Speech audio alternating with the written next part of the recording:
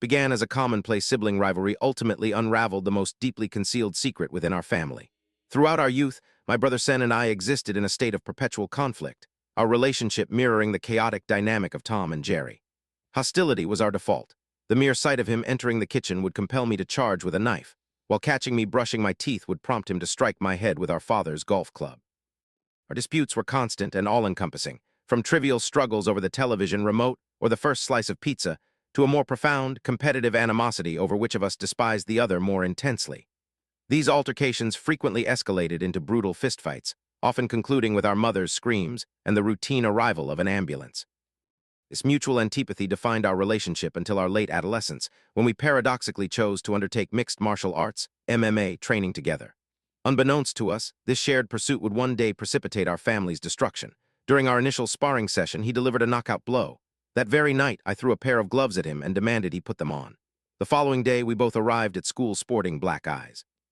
Gradually, we began to push one another toward improvement, attending the MMA gym in tandem, and in the process, we forged an unbreakable bond of friendship. We became inseparable. To challenge one was to challenge both. 12 years later, we had both earned our black belts. We were training at the gym one day when a persistent buzzing emanated from Sen's bag. He retrieved his phone and saw 2 missed calls from our mother.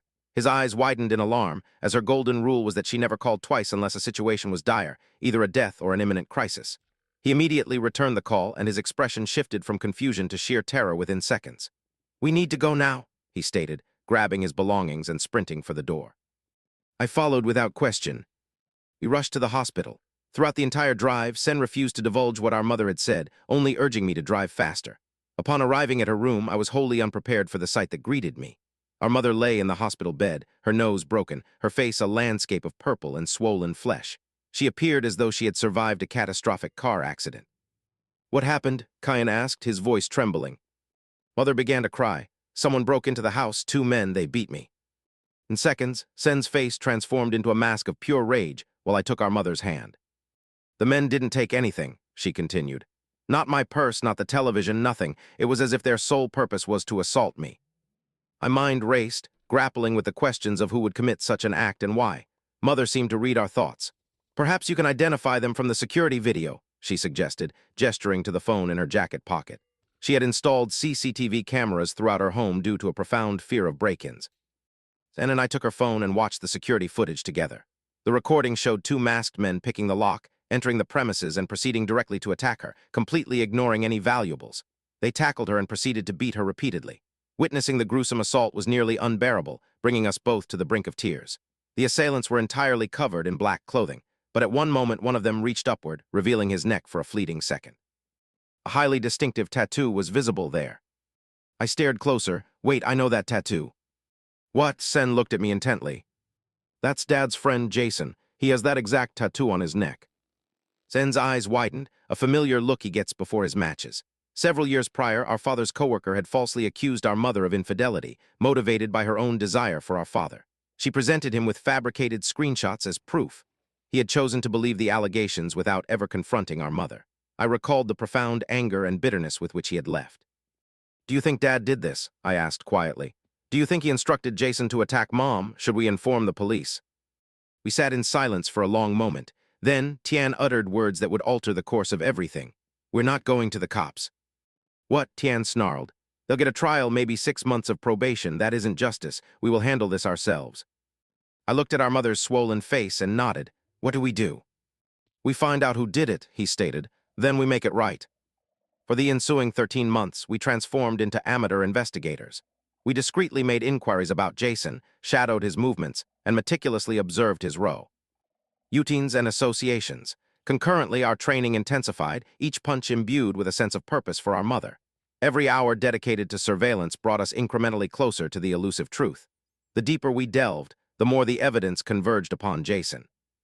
As our father's closest friend, he was a logical accomplice. Coworkers had reportedly seen a black outfit in his bag on the day of the attack, and he had recently acquired a new vehicle and paid off his mortgage, a sudden financial windfall. Our father had a known history of compensating individuals for favors. Once we conclusively determined Jason's involvement, we understood the necessary course of action. We selected a Friday night, waiting in the parking lot of Jason's habitual strip club. As he exited, we intercepted his path. I remained silent, my gaze fixed upon him, a baseball bat gripped in my hand. Sen audibly cracked his knuckles. Jason's eyes darted from our faces to our weapons and back again. "Get in the car," I commanded. He complied. We drove to our father's residence, having previously confirmed he was home alone. When he answered our knock, his reaction was a portrait of stunned disbelief. We pushed past him into the house. Jason attempted to retreat, but we blocked his escape. "Tell us what you did to our mother," I demanded. "I don't know what you're talking about," Jason stammered.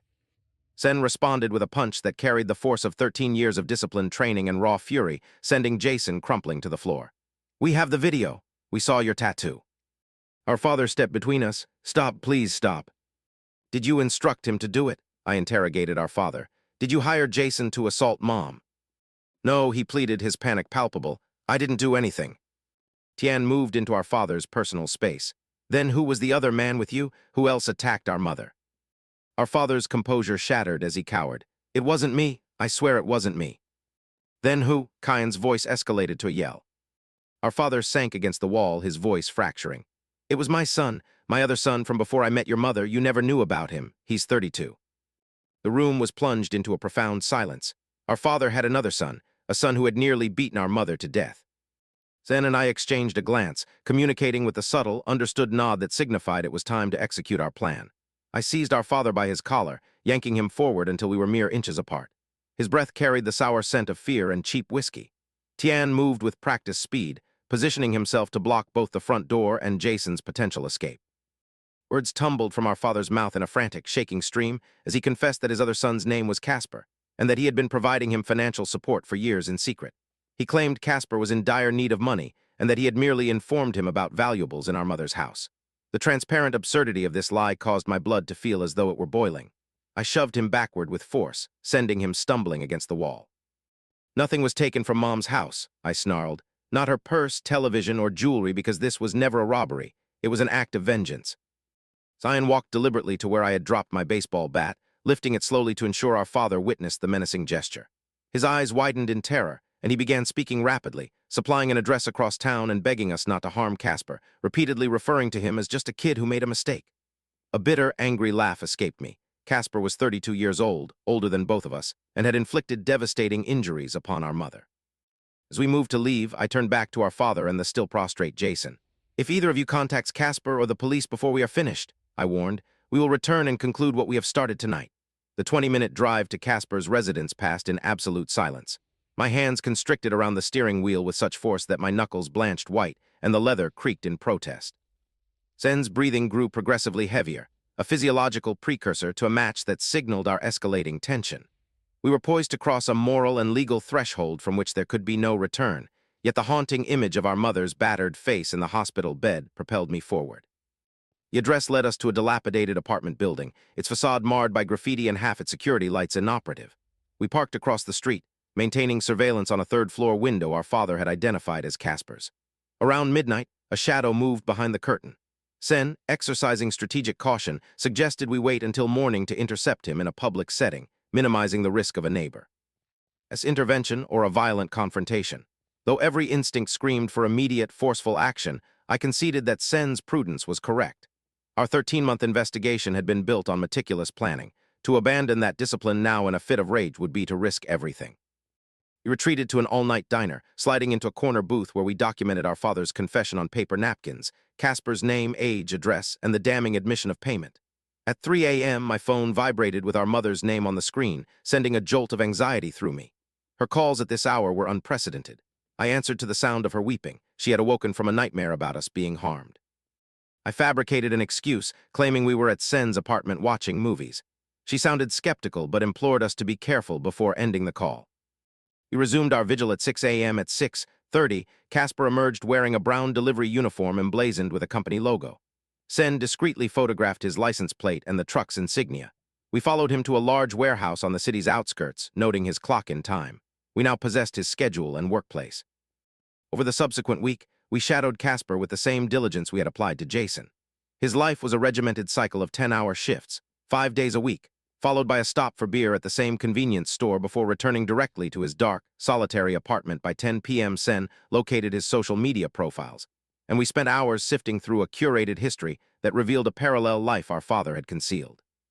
Photographs depicted our father at barbecues and baseball games with Casper, smiling with a paternal pride he had never fully bestowed upon us. This hidden narrative was a visceral blow.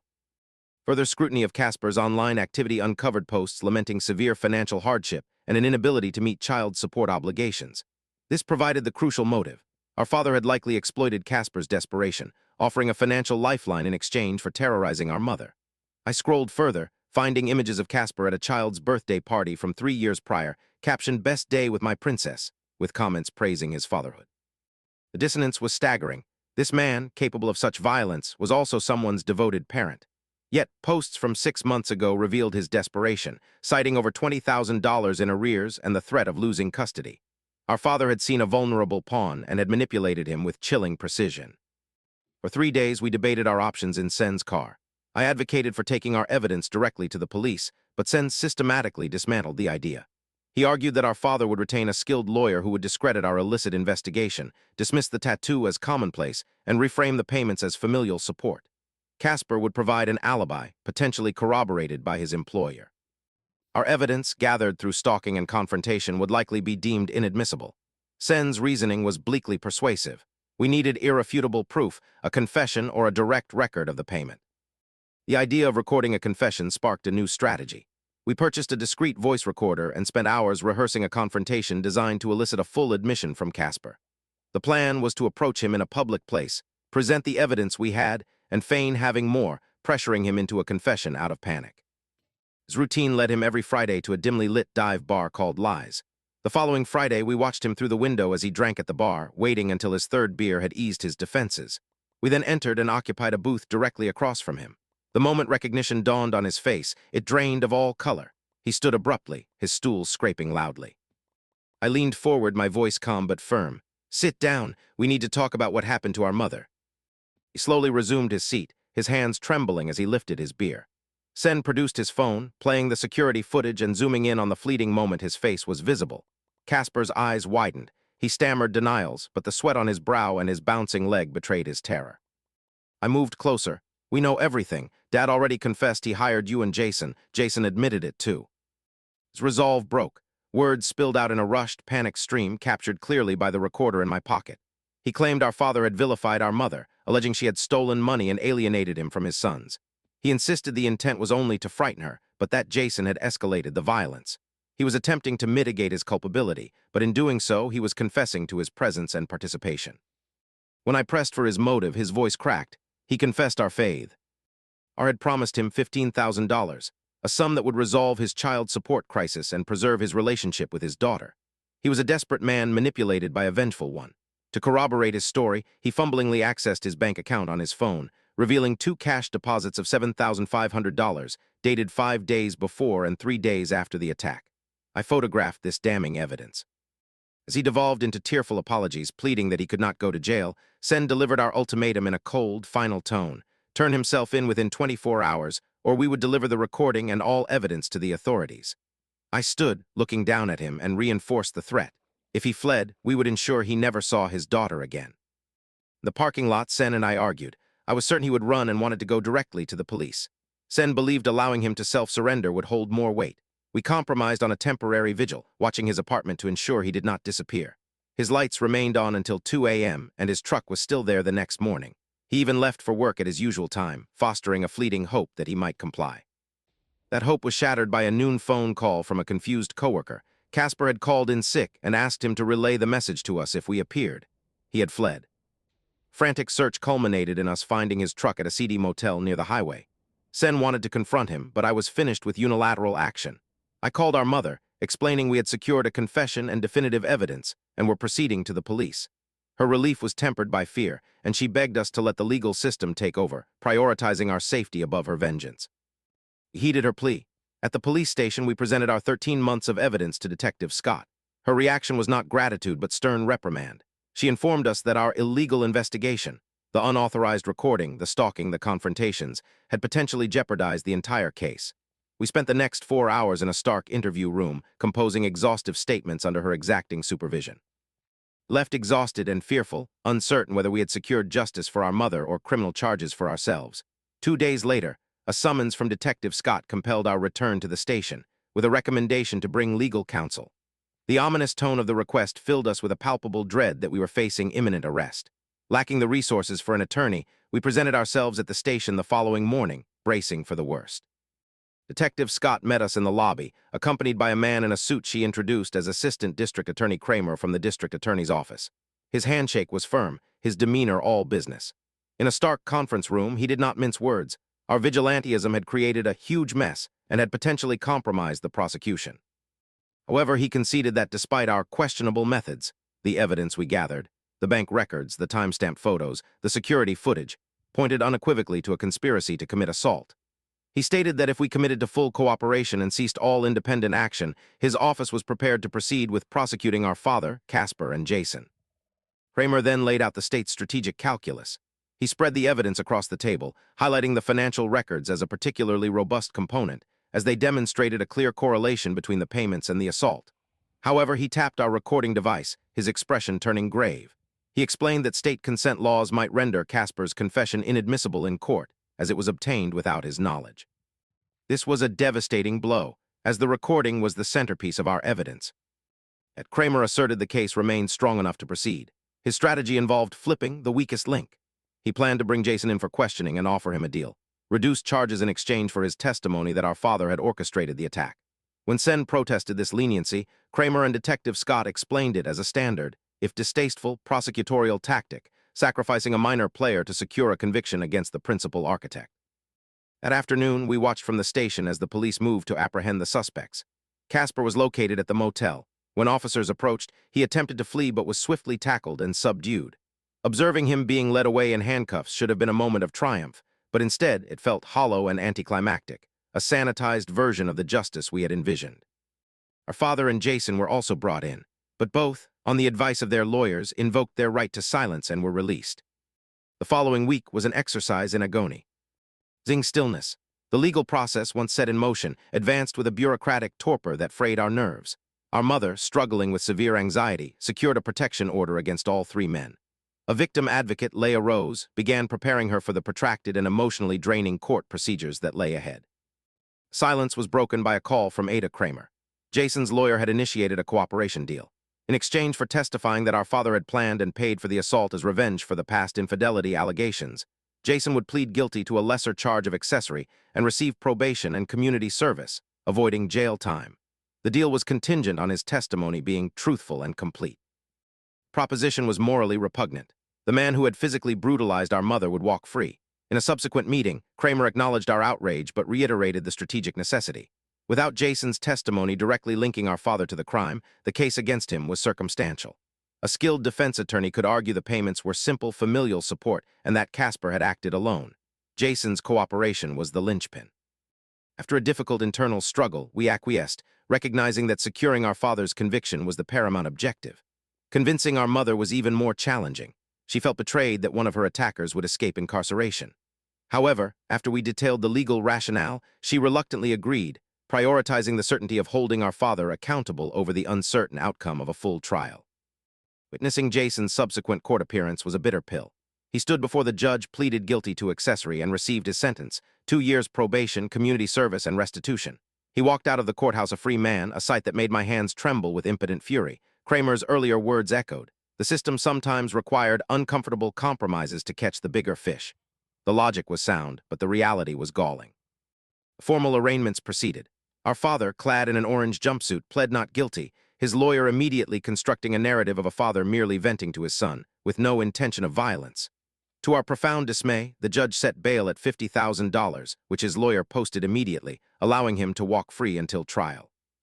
Casper's arraignment followed, where his not guilty plea was met with a more skeptical judge, who set a higher bail of $75,000, which Casper could not meet, ensuring he remained incarcerated. The preliminary hearings that followed were a masterclass in legal delay, stretching over 2 months with a relentless stream of continuances and motions to suppress evidence. We attended every session, a silent, steadfast presence in the gallery behind our mother, a constant reminder to our father and his co-conspirators that we would not relent. The psychological toll was immense. Our mother's anxiety worsened, Sen's temper shortened, and I was haunted by how close we had come to becoming the very criminals we sought to punish. One afternoon, Detective Scott pulled us aside after a hearing, her expression severe. She warned that our father's lawyer was building a countercase, alleging that we had coerced confessions through harassment and threats. Her warning was clear. We were to maintain a complete and verifiable distance from all involved, or we would risk becoming defendants ourselves. The injustice of the warning was staggering, but her intent was protective. We were learning that in the eyes of the law, the pursuit of justice, when conducted outside its strict boundaries, could itself be rendered a crime. Final phase of the legal process unfolded with a sense of grim inevitability. Ada Kramer contacted us to discuss a plea deal Casper's lawyer had proposed, a guilty plea to aggravated assault in exchange for a recommended sentence of 5 years, with the possibility of parole. In a conference room under harsh fluorescent lights, he laid out the offer, explaining that while a trial might yield a longer sentence, it also carried the risk of a more lenient outcome from a sympathetic jury. Our mother, her hands trembling slightly in her lap, listened quietly. To our surprise, she advocated for accepting the plea. The prospect of testifying at a trial, of reliving the assault in graphic detail before strangers and with Casper watching, was a burden her spirit could no longer bear. Though Sen and I felt 5 years was a paltry sentence for the violence inflicted, we deferred to her wishes, recognizing that her need for closure outweighed our thirst for retribution. Our father's trial was scheduled next, as he continued to maintain his innocence. However, on the eve of the proceedings, his lawyer extended a last-minute plea offer. After intense negotiation, a deal was struck. He would plead guilty to conspiracy to commit assault in exchange for a 4-year prison term. Mom accepted this outcome with visible relief, reiterating her profound exhaustion with the entire judicial ordeal. While the sentence felt inadequate for the man who had orchestrated the attack, we respected her decision to finally end the chapter. Sentencing hearings proceeded in succession. Jason, having fulfilled his cooperation agreement, received 2 years of probation, community service, and restitution. Watching him walk out of the courthouse a free man was a stark reminder of the system's necessary, yet deeply unsatisfying, compromises. Casper's sentencing was more emotionally charged. His young daughter was present, sobbing as the judge condemned his actions before sentencing him to 5 years in state prison. The sight evoked a complex mixture of satisfaction and sorrow, justice for our mother, but a tragedy for an innocent child. Finally, our father stood before the judge. In a statement, he claimed he never intended for our mother to be so severely hurt and apologized for his terrible choices. The judge was unmoved, characterizing his actions as calculated and cruel, and sentencing him to 4 years with no early parole. As the bailiff led him away, our mother collapsed against the wall, sobbing not out of vindication, but for the profound, collective ruin his actions had wrought. A week later, the closure we desperately sought arrived. Detective Scott informed us that the district attorney had reviewed our conduct and would not be filing charges. The relief was immense. Soon after, a formal letter from Ada Kramer arrived, acknowledging that while our methods were unorthodox and could not be condoned, the evidence we gathered was crucial to securing the convictions. It was the official absolution we needed.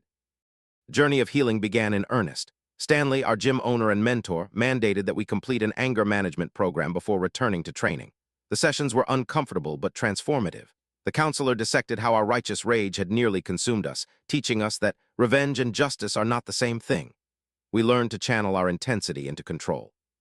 Our mother, with our support, began therapy and moved to a new home, severing ties with the physical space that held so many traumatic memories. She joined a support group, finding solace and strength in shared experiences. Sen and I, in turn, found new purpose. He began coaching at a youth MMA program, imparting lessons of discipline and respect to a new generation. I started volunteering with a victim advocacy organization, using our painful experience to guide other families through the labyrinth of the justice system. On the anniversary of the attack, we shared a quiet dinner at our mother's new home. We spoke not of the pain, but of our progress. Mom was sleeping through the nights, Sen found fulfillment in mentorship, and I discovered meaning in advocacy. Life had not returned to normal. It had been reforged into something new and more resilient. The final test of our healing came a year later, when a letter from our father arrived at our mother's house. She held the unopened envelope for a long moment before decisively dropping it into the trash. "I'm done with that chapter," she stated, her voice steady. It was a powerful, quiet declaration of her recovery. We had not achieved perfect justice, but we had secured accountability, safety, and the chance to heal. Our family, fractured by betrayal and violence, had chosen to rebuild itself not on a foundation of vengeance, but on one of honesty, strength, and a hard-won peace.